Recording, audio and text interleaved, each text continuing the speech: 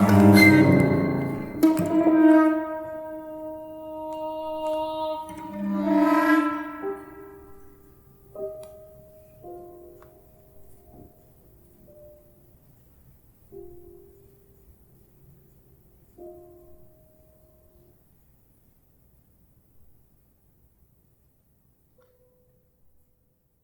I'll start today. Today is the first of a series of talks about the about generally about music as creative process, and we are doing this to be able to address people interested in contemporary music, composers, musicologists, Southeast Asian studies people, and maybe enthusiasts, instrumentalists, whoever is interested in contemporary music. And we are coming from one nation, one country in the Southeast Asia, and this is the Philippines. My name is Jonas Baes, and I founded the Manila Composers Lab 10 years ago in 2009.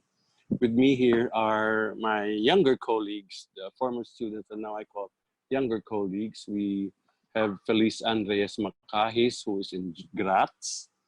We have Juro Kim Feliz, who is in Canada, who's in Toronto. We have Marie Louise Calvero, who is in Freiburg in Germany, and AJ Villanueva, who is in Marikina in the Philippines, and I am here in Quezon City in the Philippines.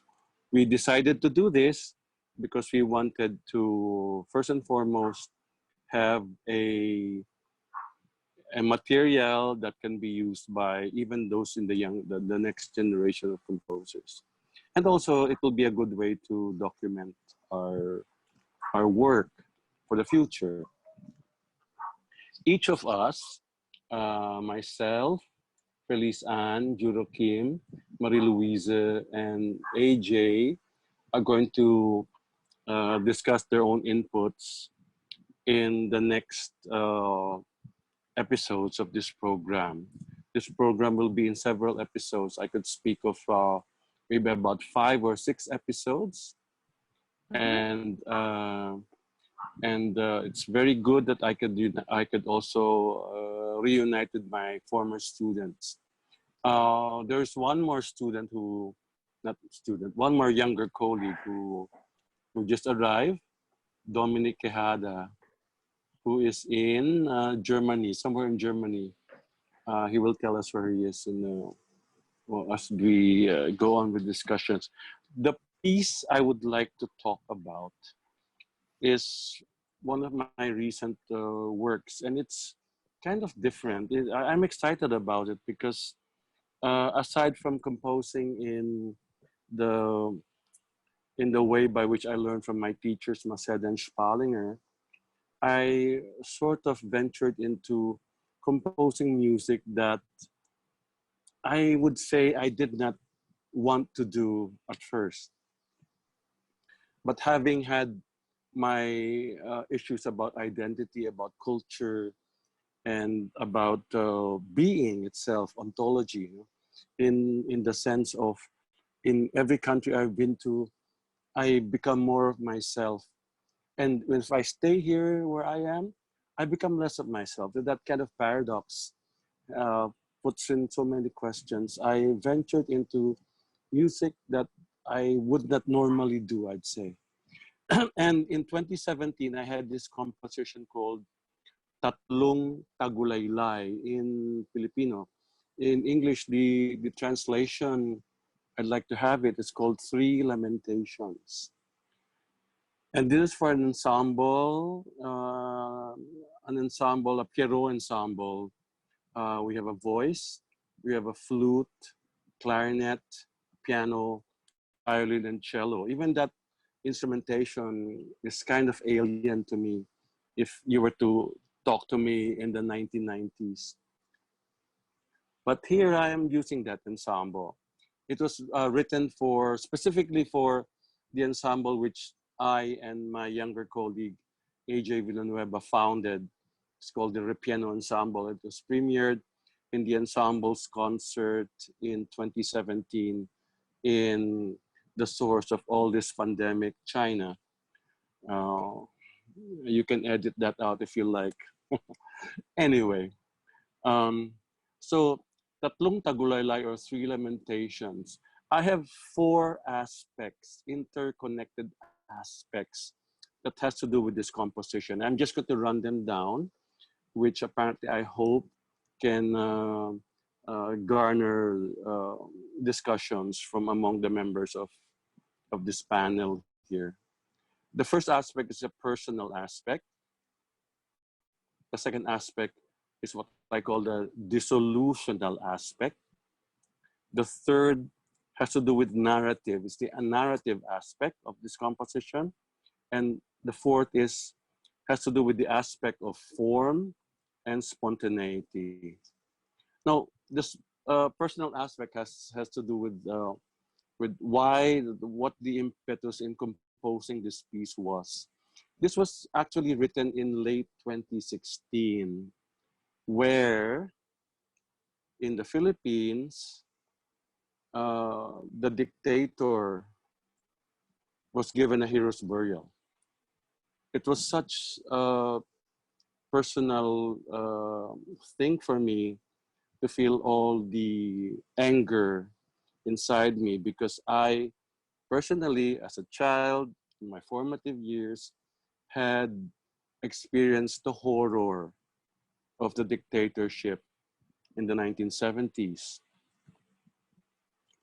So the first thing that came to mind was, what was my experience in the 1970s? Experiences that I had already forgotten came back to mind, images. First and foremost is my brother, Aloysius, who was imprisoned from 1972 to 1976, I think, as a student leader.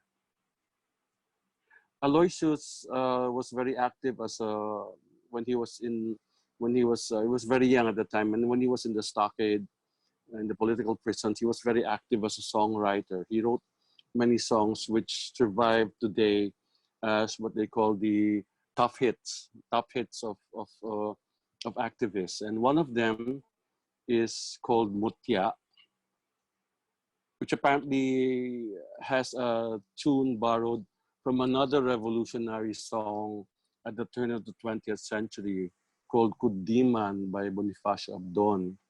He put new texts to this song, which apparently we were able to smuggle out of the stockade, and we were able to distribute. That's another story. I wouldn't go into how we brought that out of the stockade. But Mutya was actually very strong in me, because when my brother was released in late 1976, that's what he did when he came to the house. He got our guitar and he sang Mutya, which apparently brings so many memories of the pain and suffering he had, and all the stories that he had inside the stockade. So if I were to write a music, that was always in my mind. The images of torture, of loneliness. Kay taas ng pader sa aking paligid, munting pisngi ng langit, ang tanging nasisilip, mutya kong tinatangis, laging naisip, pagkat pagtangis ng mutya'y lubusan kong batid. So the Three Lamentations actually were based on that. Now, the thing is about whenever I compose music is that I see every piece I do as sort of a dialogue with particularly my teachers. In this piece, I wanted to dialogue particularly with my teacher, Mathias Spahlinger, who had a piece for voice in the same ensemble except for a flute, uh, which actually is so beautiful, actually. But what I wanted to put in here in this dialogue was to qualify his music with political meaning, further political meaning that has to do with my experience as a Filipino, as a Southeast Asian, as a person living in this world within the crisscross of modernity in a third world country, a so-called third world country. Which brings me to the disillusional aspect of my piece. Actually, in this piece, I have three pieces that are interconnected with each other. These pieces have to do with images, images that come to mind and blow my mind away. The images actually are the horrifying stories of my brother. In the first one, I depict the loneliness of being in this stockade. I could still see the uh, the barbed wire fences and those very high metal doors.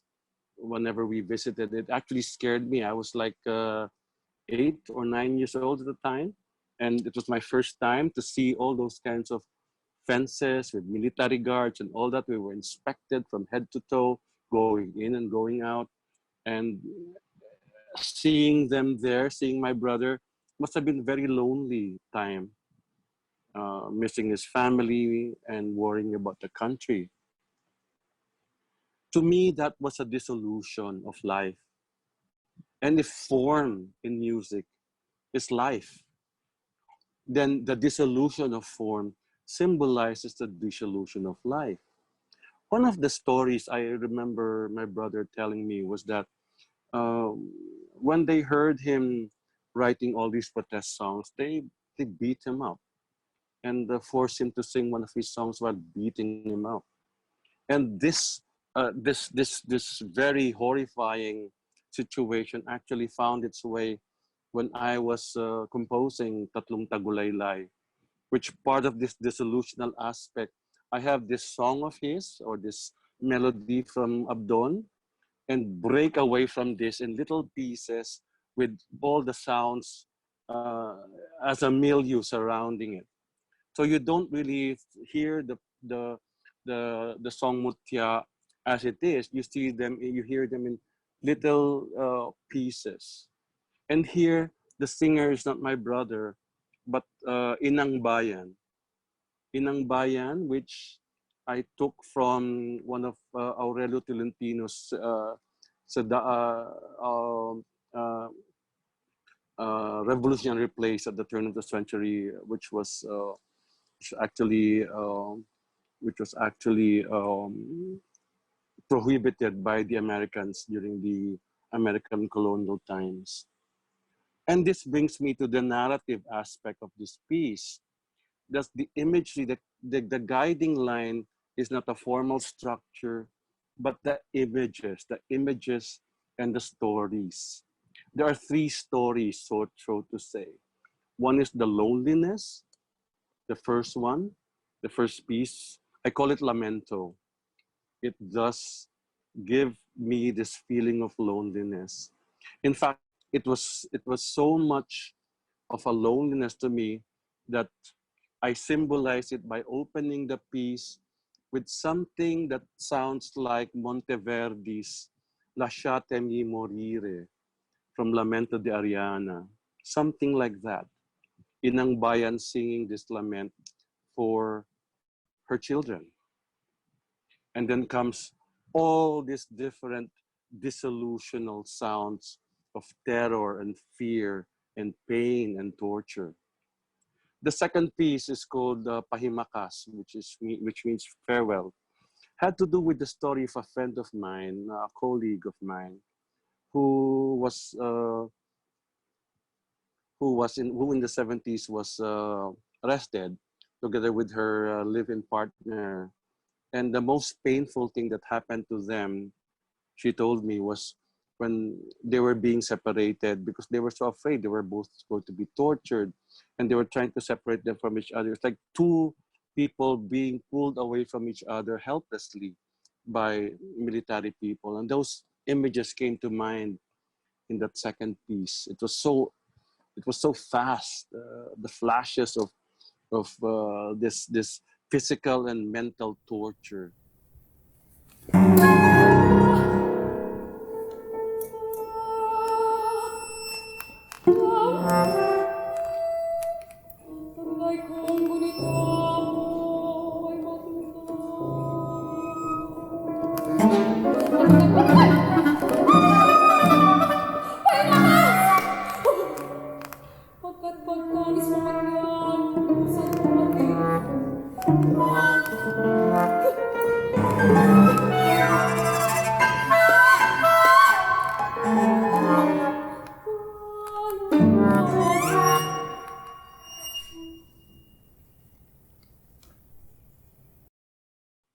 The third one is Mutya, is about the country, about being tortured for the country. The third part of the narrative, we see Inang Bayan suffering so much, the pain, as my brother and all the other political prisoners were suffering the pains of torture, the pains of uncertainty, the pains of not seeing the family again, the pains of not being free again, the pains of not knowing until when they will be imprisoned. Those are the images that came to mind in the third piece called Mutya or Maiden. These narrative aspects bring me to the aspect of form and spontaneity in this piece, despite the fact that the piece is so rigidly notated. Every bar, every bar has its own time signature, has its own beat. It's like every bar is a downbeat, but it's also a torture kind of downbeat, that every bar's downbeat might be shorter or longer than the previous one. It's like a conglomeration of downbeats, a conglomeration of hits, a conglomeration of strikes, all of these being a symbol of torture. It was like subjecting the ensemble and the conductor of the ensemble to the same kind of torture and pain that I wanted to depict. That aspect of form, very much symbolized in the music, which also tries to sound spontaneous despite its spontaneity, is actually the the drama that it wanted to depict, the drama. So in this piece, there is so much drama. The very essence of the piece, actually, if you look at it structurally, is the notion of the Hegelian dialectic, and the very essence of dialectic, which in German is called Aufheben, in English is called sublation. It has to do with how one thing becomes itself by contradicting its own self. And in the very notion here of Aufheben, the piece tries to have a form, tries to have a pitch, tries to have a beat, but also destroys its own nature of pitch, beat, and even structure. And this, again, is part of that narrative of this torture, which actually, to me, symbolizes the aspect of being human during those times for those imprisoned in the political stockades of martial law. They tried to make them inhuman. People there struggled to become human. So they wrote songs, they made artworks, just for them to remind themselves that they are human and they're not animals. And that is in the same way as maybe Antonio Gramsci writing his prison notebooks in the 1930s. Notion of praxis as being human. This I wanted to depict in the three lamentations or Tatlong Tagulaylay.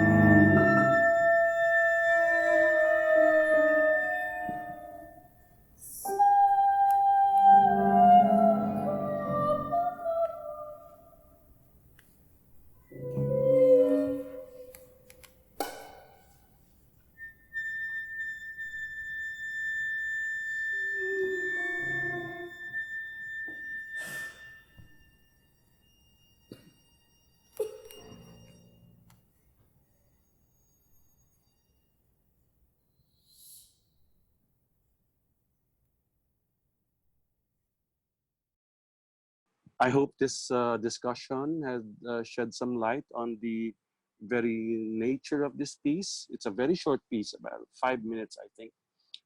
And I think we can move on to our discussions. I turn the floor to Juro Kim Feliz, who will be moderating our discussion. All right. So just to recap on Tatlong Tagulaylay, we have come up with 4 discussion points that we could actually try revolving around. First aspect is the personal aspect, in which the piece actually came up from certain personal encounters and personal narratives, which also leads us to a different set of narratives set among the piece itself. And so that's the second point second point that we can actually talk about.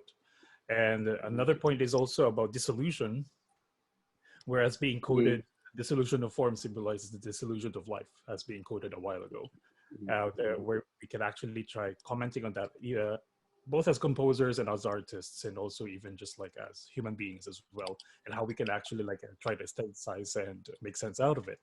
And finally, we come up with form. The last point is form and spontaneity, where the piece structure actually speaks for itself as it builds its essence into contributing to all of these other points that came about. So we're opening the discussion now for comments, questions, anything that you could, that comes into mind. Maybe I can go first because I've performed this piece so many times already. And I was just, well, besides the performance part, I'm really interested because it sounds, well, for a lack of a better term, very Western in a way. And there are very recognizable tunes, fragmented, and but dissecting everything in our rehearsals and the technique used in it, I cannot really help to see Spahlinger, some Spahlinger in that piece. But what's much more interesting, I think, in the creative process is the presence of a narrative, I think. So I want to ask Dr. Baes, in all of that, why do you think the narrative is part of that creative process when you can, just write it, and it's actually very technical.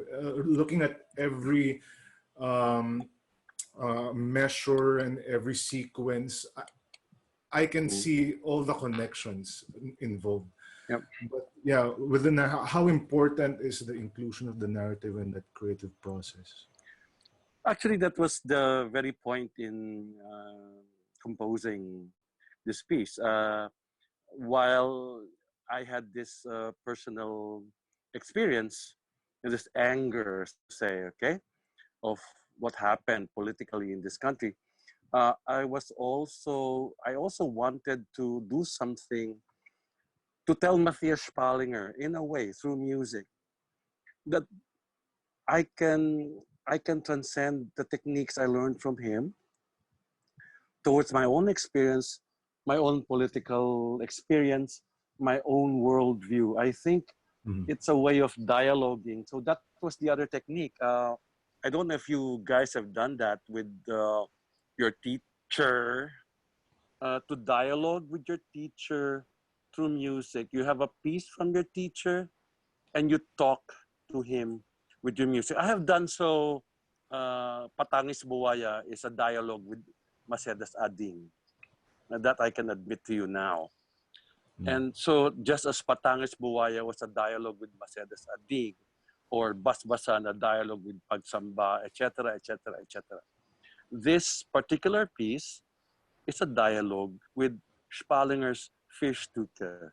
It's like telling him this is how I see what you have done in Fürstücke. It gives me a different phenomenology. That notion of uh, finding my narrative from the experience of listening to music. I actually got that from an experience when I sort of had the chance in the 1990s after coming home from Germany to give lectures to music teachers, to some people, some maybe students. I think I remember some high school students. And I played Fürstücke, and I asked them, what do you think of it? And they were telling me stories about it. I mean, they were able to construct. So if you look at the stories that they were telling, it's similar to the stories they encounter in TV. So it was their phenomenology. And when we did Ephemer at the UP last year during the 10th anniversary of the lab, some people told me, so, oh, it's just like, I remember those urban poor collecting garbage, because the instruments remind me of the garbage. So it was like putting meaning in the experience. And I am doing that, using a composition to put meaning into what I learned from Spahlinger. That actually is what it is. Actually, it was a deliberate way of addressing Mathias privately through a composition about my admiration of his Fürstücke. All right. So coming from that kind of commentary, there's an emerging thing about a narrative being as process and not just as material, as how composers used to actually think about linearity. Like, I think of a story, this is what's happening from point A going to point B and all that.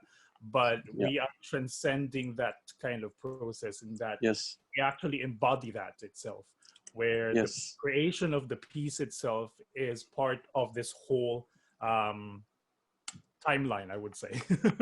Okay. Yes. Right. Thank you. Yes. So I think we could actually talk more about that if anyone else have more comments about thinking that way as well. And by the way, Dominic Quijada is here. Can I hear your voice, Iho? Hello. I missed your voice. How's Dominic? Muted. I'm not muted.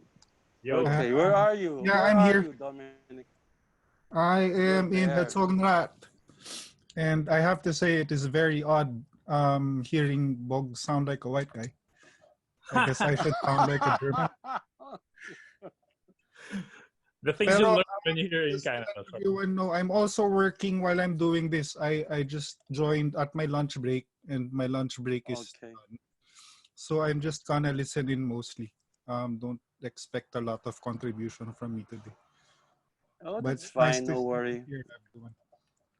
It's all right. Also, alles good, Gate? Alles good, Gate. Okay. Yeah, alles good. Anybody? Alles good. Good. Also. Anybody? Any Bogs? I give you the floor.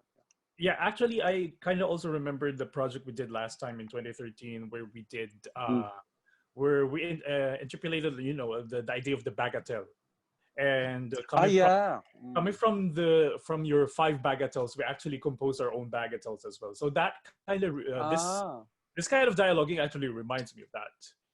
Yeah, and I remember even the bagatelle that I was assigned, like I was supposed to respond to a bagatelle that comes from an abstraction of the song all the things you are. Is it that yes song? Yes, you did the second bagatelle, I remember. Okay, it was the most brusque. I thought it fit your personality actually. But if you remember, I don't know if you remember, kids, I told you I was thinking of each of you in those bagatelles. I was thinking of Felice in the 3rd. I was thinking of Maya in the 4th. I was thinking of AJ in the 5th. I was thinking of you the 2nd. And the 1st, I think I was thinking of Dominic. I remember. And that's why I composed that sometime in 2010, I think, right before Felice left for America. Those bagatelles. Yeah, I was thinking of each of you. I wanted to compose something where I could characterize each of you in music. I mean, in a way. So it's a double-edged dialogue, so to say. That when I asked you to respond to that thing, but I never told you at that time. Yeah. So it was like we were writing about ourselves with the bagatelle, so we didn't know. I was talking to you in the bagatelles. I was talking to each of you. I was telling you what good you have. I mean, I was imagining each of you. I composed the bagatelles in 2010. It was a very sad time for me. I don't know if Felice knows this, but it was a very sad time. And I was finding comfort. I was always in Starbucks alone, and I composed it in Starbucks, and I was finding ways by which I could talk to somebody in my mind, and I was talking to each of you in those 5 bagatelles: Dominic, and then Bogart, and then Felice, and then Mai, and then AJ. So 5 bagatelles. You are the 5 bagatelles. Parang ganon. All right. I kind of want to comment a little bit because, like, also this reminds me of Italo Calvino's Invisible Cities. Actually, for some reason, like, this just came into mind. If anyone really doesn't know what Invisible Cities is, it's a novel written by Italo Calvino, and it was basically fictionalizing interactions between Marco Polo and Kublai Khan, where Marco Polo, as an explorer, was actually depicting all these grandiose images of cities, different cities that he actually visited, only to reveal at the end that these cities are actually illusions of his hometown, right? And so the idea of illusion now comes into play here, where it's where all these movements from Tatlong Tagulaylay actually embody images. And it's actually referring not just about certain abstract images, but they're really referring to real events, real feelings, real persons, real events, and all that. Yes. I find kind of contrasting, and all that. But still, the idea of disillusion is still there. Like we're deconstructing it in ways that kind of exercises, like that kind of emphasizes, like, this is still autonomous. The art is still autonomous as being all of his Yeah. Any a thought jumping off from that, if I may? Yes. Well, I mean, if you think of reality as something that's constructed in your head, then can't you say that everything is an illusion? Maybe the challenge is to present something as real as not an illusion. I wonder if someone's actually managed to do that. The music is real. I mean, that is a way by which we could put into this whatever kind of reality that we have constructed in our head into some kind of reality. I love the word realization. The realization of this thing in your head into music. I think that's where the juncture comes in with regards to how what you have constructed in your head becomes a reality through an artwork, through music. The images in Tagulaylay were actually from experience, but I had to construct them. I had to reconstruct them so that others can experience it according to my reconstruction. In that way, that was a necessary evil, if you would like to call it, a necessary evil. And to be a composer, you all know it, all of you. Right? To be a composer is to create a world itself in your little 5-minute piece, a world which you would like to have others experience. The vision you have in your mind, translated into sound, experience in the reception of your piece. I do that when I listen to your pieces. Sometimes I listen to your pieces and I want to remember how you looked like, because I just wanted to remember how you look like without looking at your pictures. And I listen to your music. I mean, we haven't been together for a long time as a group. So that's how I do it. Probably maybe we could also talk about the intertextual aspect of the music itself too. So also just because let's not forget to mention that this was adapted, or I would say adaptation for lack of a better term for now. So this is kind of like springing up from Aloysius Baes' Mutya. Yes. And that song in itself is actually an adaptation of Abdon's Kundiman. So this is like an Abdon's Kundiman adaptation. And it goes even further. The Abdon's Kundiman has allusions to the folk song Doon Po Sa Amin, which has allusions to other folk songs. I mean, this unending appropriation and refunctioning of material, which I deliberately did in Tagulaylay. Materials there are not really new. There was I couldn't find myself even. I was trying to find myself in that piece. I couldn't find myself. I couldn't find Maceda. I could see Spahlinger sometimes. I could hear Aloysius Baes. I could hear whatever. But maybe myself there is putting together all those things, because that's what ourselves are actually are. Ourselves are made up of our experience. We are the dialectical product of our experience, of our continuous construction and reconstruction of ourselves, redefining ourselves through negation, in fact. So I think it's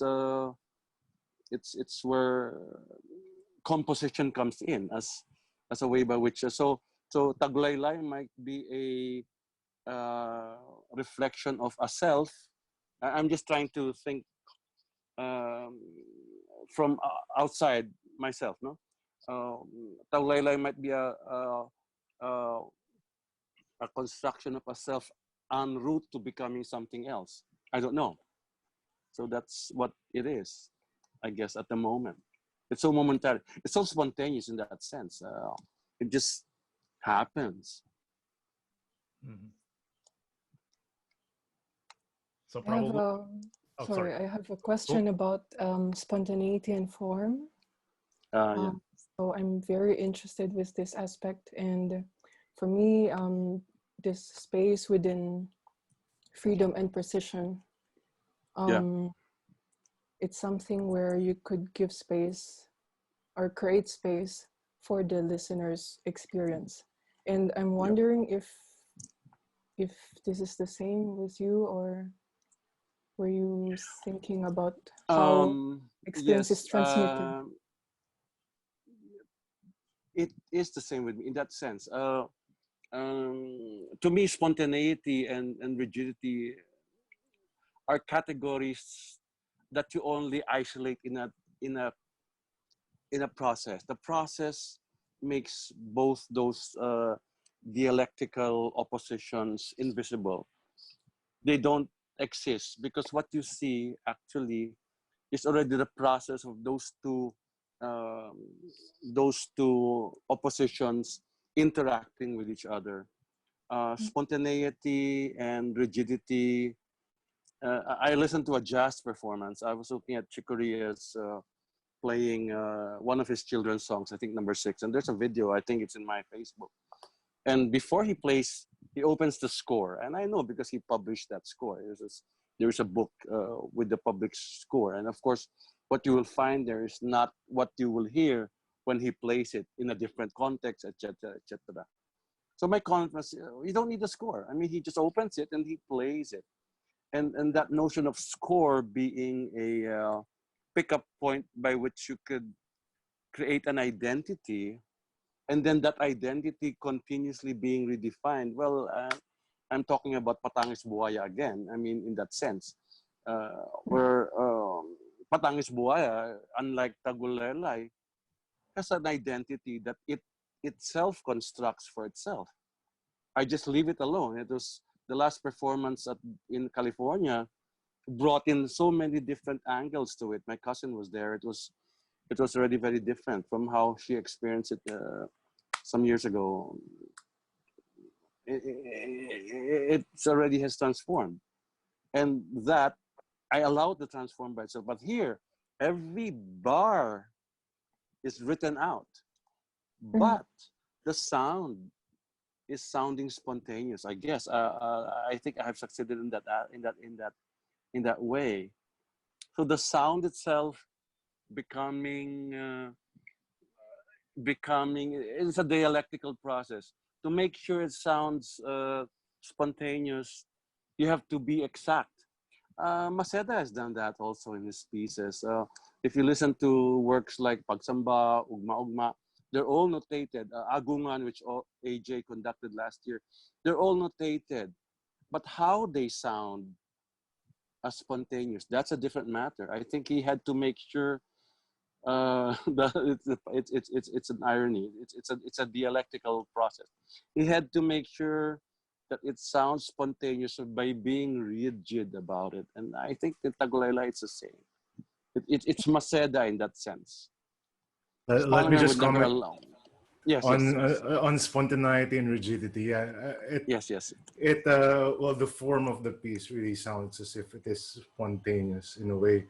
But yeah, you were talking about bars or phrases that are grouped together, and yes. those things are so rigid. I mean, it's a 5-minute piece. Sorry, I'm speaking about performance again, but it's a 5-minute piece. But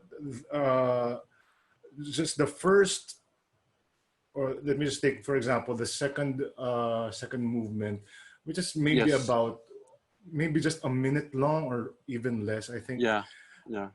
It took us around 2 weeks to do that whole thing because of balance issues, and there's so much detail in it, so it is kind of rigid in that sense.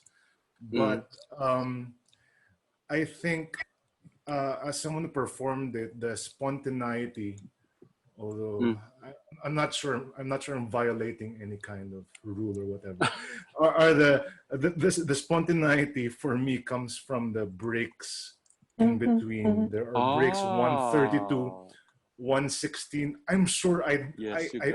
I am sure I never got that exactly. I'm sure. Yes. Yes. But nobody will. I designed that for you, AJ. Nobody will get it because nobody knows the exact purpose for that. It's not to be counted. Some people make a mistake of grouping the bar so that it can be seen in terms of a 3/4, a 4/4, etc. Grouping. But no, that's wrong. The essence of that is creating phrases, creating breath marks, creating all of those short breath marks, longer breath marks. These are just breaks. These are breaths, actually, and that's how to look at it. I think you're the only one who has done that correctly. I have another piece that is supposed to be premiered. That was supposed to be premiered in Singapore yesterday. It didn't.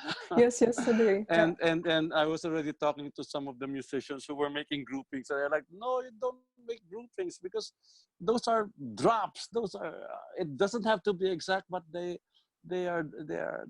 phrase, they're breaths. Actually, they're not groupings." Yeah. If I may share, we did it both ways. First, we tried to be as rigid as we can.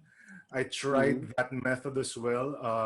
In theory, it will work. So I grouped all the bars, and so we rehearsed it, and it didn't work. So yes, it will never work. Yeah, it really didn't work. In theory, it should work because it's a 132, 116. In theory, you can count it, but it didn't work. So what we did was I just conducted as what I saw, 4/4, 163, 4, and that worked. Even though it is much more difficult, I think, but it worked. So it's kind of funny to draw the line between, in that sense, the rigidity and spontaneity. Although the spontaneous part in that in the performances worked, the score calls for the performance to execute it very rigidly, but then Yes. it doesn't really work that way. So it's a confusing thing, or not really If you look confusing. at, if you look, you conducted Maseda last year, and I think you can say the same about Agungan in that sense. It's so rigid. Every bar has 5 and 4, etc. Every Yeah. beat has a very odd configurations, but it's not that exact too. I mean, it's the spirit of a rigid thing you see, but the humanness comes in how you execute that. It's the notion of Mm. agency also, agency in the sense of how do you execute something like that. I think that's where spontaneity comes in. That's where the humanness would come in when given this let's call it a hindrance. Let's call it a hindrance to existence. Let's call it a whatever some difficult thing you have to go through, but you can go through around it by handling it yourself. That is why I was so happy when another piece of mine was performed without conductor. This is the Aufhebung. It was performed without conductor by the ensemble Aventur in Freiburg and Wiesbaden. They were able to do it very well without conductor because precisely they did it in the same way you do it, AJ. I mean, they didn't group it. It's like phrases, and they were able to do it very well. It sounds spontaneous. That's the thing. How to make it? Maybe it's a way by which you could subject people to certain difficulties and see how they work around this. I love doing that actually in my compositions. Yeah, I mean, personally, it kind of reminded me of like how Brian Fernihau actually like builds discourse on the complexity of his course. Anyway, yes, it's yes. at the end of the day, like it can be a complex thing, but it's really all about like transcending that kind of complexity and really making it probably putting it in your terms, making it spontaneous. And just like making the agency work its way, like whether it's coming from your physical body or your mental energy and all of that. Yes, precisely. So in a way, maybe just to like stream off from that too, this is what I see. I could like build an analogy here in the sense that too, it's like score now. We're talking about the score as a material. It's like kind of represents something of a residue, I would say. It's like a snake shedding its skin, right? Scores are residue. So scores are not the by all, be all end all thing. They're only residues of abstract ideas. They're only repositories of ideas, and we shed them off. We can't just like shed them off. And at the end of the day, it's still the music that counts. It's still the ideas and how we realize that counts. Yeah. The score is an optical illusion also. I think I read that from Webern somewhere, that this, or was it Adorno talking about Webern's work, that the score is like an optical illusion. It just goes to show what this material is. Even the notion of notation actually is just a way by which you can transcend. So we notate our music so that musicians can transcend it. That's the paradox in composition. We write music so that musicians can transcend what we wrote down and make it become music. I like the way AJ has done the Tagulaylay, the approach to it, and Aventur doing the Aufheben thing. Right. Yeah, so, I think there's just one last comment. I think there's so much to be talked about, because I was just thinking about phrasing and how a lot of phrase does not really work, but beginning phrases again and again. That's what works in the music. There's so much things that we can talk about and maybe dive into. Well, that's just phrasing. I was also thinking about we had a performance. The last time we performed the piece, Stephanie Quintin Avila, I don't know if she consulted with you. There was one bar in the third movement. She slapped herself. And then Yeah, my she did not. students, She did. and then my students Yes, afterwards asked me, "Does it really need to be that way?"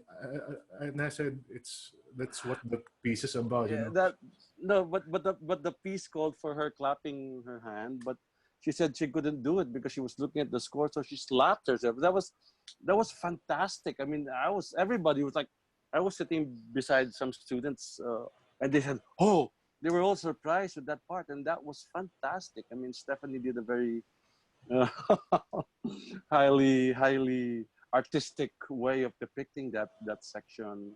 That was in the second movement, I think. That's the most Uh, dense part of the composition, I think. Yeah, yeah. All right. So let's probably try to wrap things up at this point. And it would Okay. actually a very good idea if each and every one of us can actually talk on the idea of disillusion.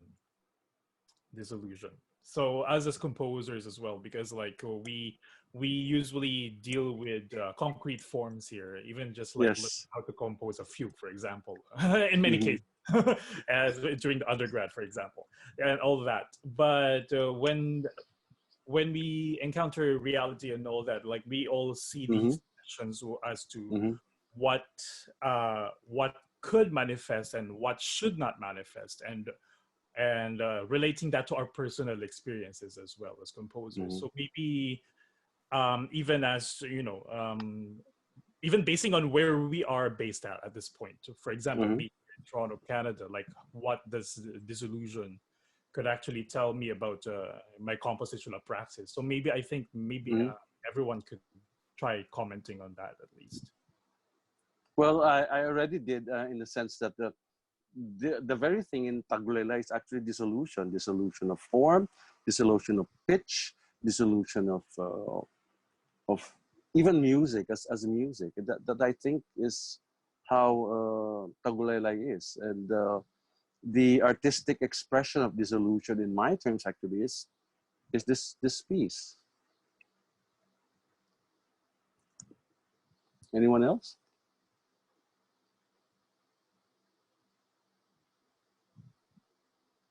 Yeah, who else can actually like just try making out sense out of that? Dissolution. I see that I see that aspect in your compositions. Believe it or not, I see that in Aegis opera, in Fliess's chamber pieces, in Bogart's pieces even before, no, in Marie Louise's graduation piece, the one you sent me, and Dominic's piece, which Dieter sent me actually. Uh, um, I hear that dissolution again. Sent you one of my pieces. Yeah, he sent me a piece from you. I think it was your graduation thesis or something. He sent me Ah, some okay. maybe last year, 2 years ago. Okay, Okay, sorry, I didn't know. he didn't tell you. I was actually curious. I mean, of how you sounded when you graduated. So, and I see that notion of dissolution in one way or another. It's maybe it's hard to talk about it, but it's there. Dissolution, even the thought, dissolution of form, dissolution of thought. The critique uh, of contemporary music is also a kind of dissolution. We're living in the time where the notion of new music is already dissolved somewhere. I think the perfection of it is in Lachenmann and dissolution is in Spahlinger. I mean, I don't know if there are people who share this opinion with me, because to me those are the two most important composers in Europe. For me, I mean, others have other contributions, I know, and they're very good. But for me, in my personal experience, the perfection is in Lachenmann and the solution is in Spahlinger. I mean, those two, it's like it's like Bach and Beethoven, perhaps at the turn of the 19th century, perhaps in that sense. Bach, the Bach's residual in Beethoven. I mean, that was what I saw, and to me, that symbolically, that Lachenmann and Spahlinger, that is to me the most important influence, so to say. Although I don't write music like them, but their idealisms, that the aesthetics, I really admire so much. Yeah, maybe on my end, it's like the compositional practice that I kind of embraced right now has a lot to do with displacement. So this very idea of me as a Filipino, as a Southeast Asian, being displaced away from the homeland, that kind of it really gave a profound effect on me, that it contributes to the way I actually think about space nowadays. And even trying to deal with the notion of space even back in 2010, 2009, even all of that. Now it's because of that kind of disillusion, it's like I'm expanding the dimensions now as to like how I can actually imagine space as well. So sorry, you're gonna say the something. Paglayag series. The Paglayag series is actually very spatial. Even when you were young, when 2009, this sa kanyang series is actually a very very spatial concept, so to say, happening, which actually, if you take them as I'm saying this because it might be preempting what you will be discussing, but if you take it as a series, you would see different kinds of movements, I'd say, in space.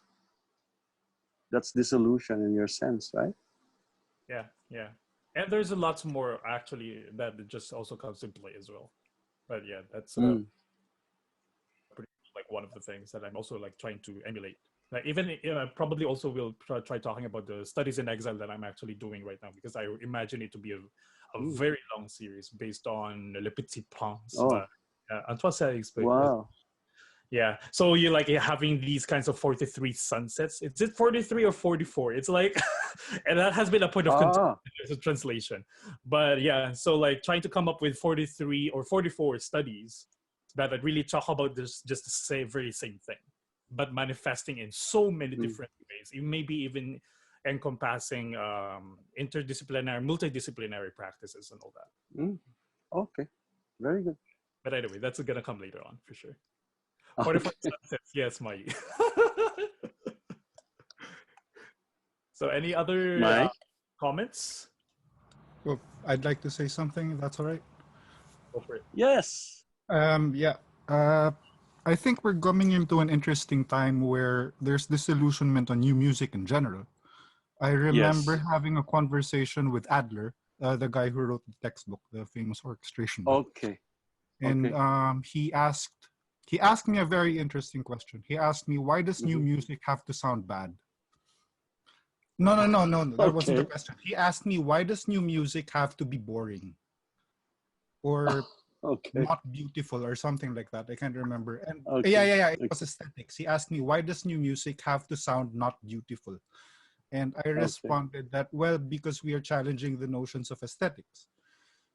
And then after he asked me that question, I started to notice that question is being asked in other fields as well. I've heard it in the context of cuisine, and in the context of visual arts, and in the context of film. And I think there have been parallel movements. When this new music movement happened, there were parallel movements across these other genres, and now these questions are being asked.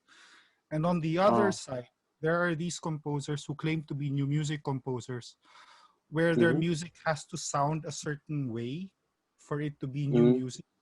So that I think the notion of new music challenging what music is and moving culture forward is gone. Yes. If you can call it the postmodern equivalent of art, I don't know. Maybe that's what it is. And I think that's the frontier that we're facing. Those are the questions that we have to ask ourselves. And Well, you really, because I don't really compose anymore. But One but day yeah, you will compose again, Dominic. Yeah. yeah, maybe I'm not really pushing myself because I don't feel the need to, and I think that if I don't feel the need Yeah. to, then I shouldn't. All right. Yeah, I think maybe putting context into that as well, especially here in North America, it's like the talks about inclusion and diversity all really Mm. like permeate every single thing that we are doing Mm. nowadays, especially here in Canada, where it's really very much like an ideal that's being pursued, Mm. even by the nation state too, So it's like, Mm. this disillusion with what new music is, what contemporary music is. Like Mm. it's in fact unfolding in like a sort of like branching out now, where each Yeah. style, each idea, each identity actually that pushes a Mm. certain idea becomes as equal valid as how Europeans have used to, develop and shape contemporary Mm. music the way we actually perceive it right now. Mm. So it's like now we're in that playing field where it's like everyone really already has their own say as well. Yep. Precisely. Yes. So yes. Any other comments?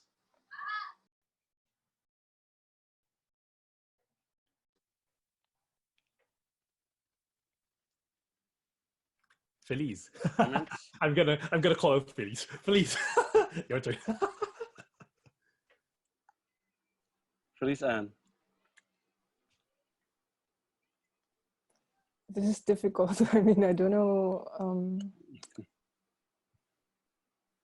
like to make a generalization about the situation of contemporary music now here. I think it's also difficult because I think we're in the time where people are actually just doing what they think would connect to themselves, or it's not anymore about this aesthetic or this aesthetic or this aesthetic. I mean, now everybody has aspects to all aesthetics that you want, and depending on this particular project, I want to work on this, then okay, you can do what you want, and in another time maybe it's something else. But yes, so definitely it's different from, I don't know, the situation maybe like what you mentioned in Canada. I think everyone has their own sense of like own trajectories actually, and again, this is as well, right? It depends on like where you're located and all that. So I think it's there's lots of I think it all also depends on the milieu. I mean, I think I'm doing this because I'm here at home. But if I was if I continue to live in Freiburg, for example, I would have a different. Well, yeah, that word trajectory, or I would have addressed some different issues, or I would even be more aggressive, maybe. I mean, aggressive towards my work regarding my country, and maybe it all depends. I'd like to hear Mai. I'm so curious with work in that way. I mean, she's if you're doing film, music, and I like to hear from you. Is it possible? Vox, can we ask Mai for some? Probably just like as well. Like I can see like how film music can also be, like or like this transition to film music and the practices involved. I think you could also like try talking about that and relate it to just like how we pretty much like build our worlds at this point. I see. Okay. I can't say that I have been writing really in aesthetic new music for film. So I've been writing a lot for silent film, and although I have really tried, because last time I wrote for Vertov, the man with the camera, one of the most revolutionary films. Yes. From I forget what year, but this was because Vertov was experimenting with the camera as an apparatus, and not only the camera, but also the cameraman. So he was putting together films on top of each other, trying to see. So it's more like, how do you say, a collage of ideas. And I could say that was a difficult film for me because I'm used to, so back to narrative, I'm used to seeing films with narratives or composing for films with narratives, and that's easier because I have this sort of direction. I already know where I want to go. But with Vertov, there was so much, there were too much cuts. So there were a lot of cuts in between scenes. And usually when I compose music, I look at the tempo of the scene. So I see if there's a specific movement in the scene, for example, walking or marching, I would probably base my tempo on that. Or for example, if there's water flowing, then I would probably think of this as my tempo as well. But for Vertov, the cuts weren't always even. So the thing is, when you compose for that sort of film, do you still think about the tempo, or do you still think of, do you think otherwise or compose something else? So I think what I did was I mostly disregarded the cuts because it was impossible for a live ensemble to synchronize all the time. And I was also working with other colleagues. It was a long film. It was impossible to do by myself. And I was seeing that people were always, emphasizing cuts or emphasizing minute details in the film, which for me didn't work. For me. It worked for them. It also worked for the film somehow, but for me, as a film composer, should I be influenced by this? Or do I make something else to show that this is my interpretation of this piece, or the interpretation of this film, or this scene in this film? So, yeah. Film was like, well, I'm not saying that the Tagulaylay is film music, but it sort of influenced me in a way that I was thinking of images that not in certain narrative order, not in a string of order, but just flashes because ideas just flash in my head because memories flash in my head. So in a way, the Tagulaylay documents that how memories just flash into my head while composing each of those movements. And if I were to write for film, I would have done the same, perhaps, except that there's a material that I have to respond to. But that might have been the same approach I would have done in that sense. All right. Any last words, AJ? Or should we wrap up? I still have so much thoughts in my mind, but I think we have to wrap up. Well, maybe performing this so many times, Tatlong Tagulaylay, I think I have also learned so much from it. The ensemble learned also so much from it. And you were talking about dialogue with Spahlinger. So yes. Because last year I wrote a piece that is in dialogue with you. Anyway, this is the one for the. This is the one for the ensemble handwerk. Yes, that was the one. Anyway, it's a difficult piece, but at the same time very relevant. And I think, well, relevance is another field that we can talk about. So yeah. We are all not relevant. I think Dominic will agree to that. Relevance is relevant. I mean, relevant is relative. Mali. Relative. Teka, kasi nagmamadali si AJ kaya ang sarap pahabain ng usapan. Ayun na. Actually. Nakakainis. Pero yeah. Pero anything you could add? Anybody? So maybe it's safe to say that the concept of new music is not anymore sounding new music.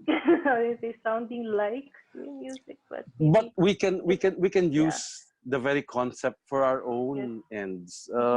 I no longer see Europe as my trajectory. They could like to listen to my music if they like to, but my trajectory really is the Philippines, and even Filipinos in America, Filipinos in Germany, Filipinos. I mean, that's my trajectory. That is where new becomes new because of the people I am dealing with, and that is the reason why I am dialoguing with Spahlinger. Fürstuke was composed in the 70s, but it still remains for me to be a very significant piece. But its significance in the Philippines, of course, relatively, there's no significance in the Philippines except if you use it as a springboard for something that will tell the Filipinos about themselves. That's how I dialogue. So yeah. So I think as to wrap it all up, like this concept of this emerging concept actually of sounding and worlding is a very, very helpful thing to think about, actually. So it's like now we're not concerned about with making sound anymore, but it's actually about sounding our world and building our sound, so to speak. Yes. Right. So where we actually embody that very sound and that very world. And also even like going past human tendencies and human desires even. All right. One last thing. Follow up to the anecdote that I nakinuwento kanina. So Adler asked me that question, and then he sat in on a performance of my work, and then he told me after that he liked my work, which actually made me question. Okay, so am I actually composing new music? Okay. Which is a very interesting question to ask yourself. I like the anecdote. I like the story. I mean, that's not an anecdote; it's a real story. I like the story. I mean, you questioning if you were composing new music, does that matter now? I mean, and does it matter? Does it matter? I mean, what matters to me is still the question of, is this good or is it not good? Does it sound good or does it sound? There's new music. So many new music. I go to a new music concert in another country, and I hear this and I hear that, and it's all the same. It's like so. It's still a question of. I hate the word, but it's the question of beauty in music. I think we should hold on to that because that's what makes music in a sense, right? To be able to construct something. I think we should all. I think I taught you all to hold on to that. I hope I did. So. Yeah. I mean, for one, I'm doing pop music. So. Oh, that's good. That's good. AJ also does that. Computer games these days. Computer games business. That's beautiful. Then it's beautiful music for computer games. I made a long mission chain with a rondo form. Okay.